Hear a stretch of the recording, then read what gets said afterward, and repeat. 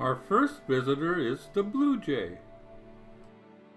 Then the pileated woodpecker showed up to feed on the suet seed cake.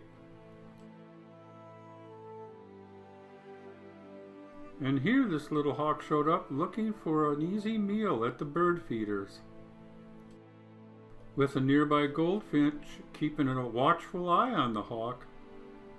Here a female bluebird is checking out our nest box. And here are a pair of house finches feeding. And this robin is spending the winter with us this year. And the little downy woodpecker is feeding on suet. And one of my favorites, the black-capped chickadee, is paying us a visit. And here is a house sparrow. And here's the upside-down bird, the white-breasted nuthatch. And here's a red-bellied woodpecker at the bird feeder, and a rare visitor, the red-breasted nuthatch. Here some house sparrows have joined Mama Cardinal and Papa Bluebird, and a junco joins them too.